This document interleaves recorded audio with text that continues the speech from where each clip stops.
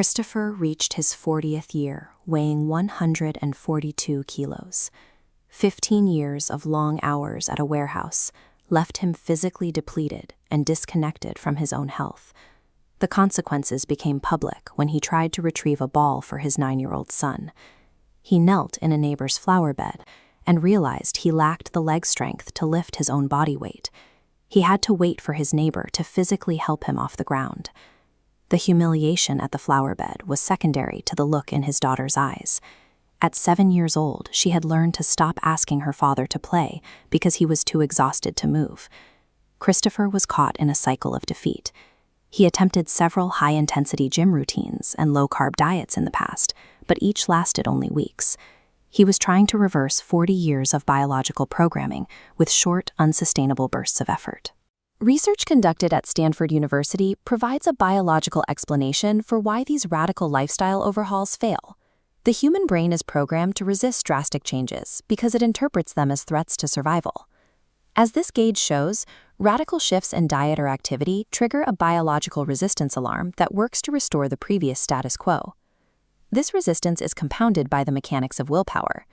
A neuroscientist at the University of London found that self-discipline acts as a limited resource.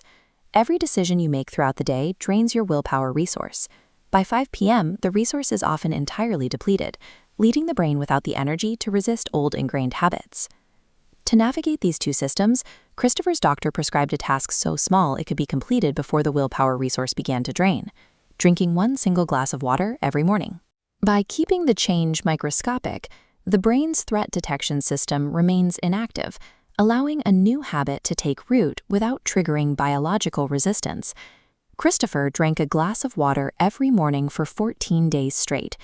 This repetition provided the first evidence in years that he was capable of fulfilling a promise to himself. This strategy is based on Kaizen, the Japanese philosophy of 1% daily improvements. Progress initially looks like a flat line, showing almost no visible change.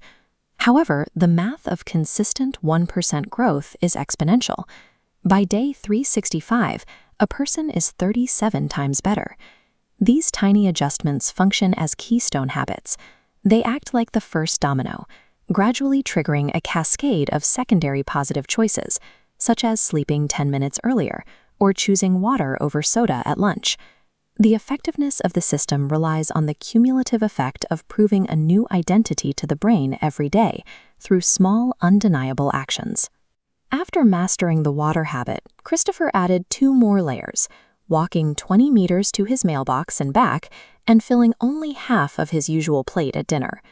The half-plate habit follows Hara Hachi, the Okinawan practice of eating until 80% full. This allows the 20-minute lag between the stomach and the brain's satiety signals to catch up, preventing overeating. This blueprint integrates into a standard schedule by focusing on high-leverage moments, first thing in the morning and the first 10 minutes of dinner. Christopher identified his Ikigai, or reason for being, as seeing his children grow up. He focused on the image of walking his daughter down the aisle to stay focused during the repetitive early stages. A defined purpose provides the stamina to maintain tiny habits during the long periods before physical results become visible on a scale. At the 3-month mark, Christopher overate during Thanksgiving. The social pressure led to a relapse that made him want to abandon his routine entirely.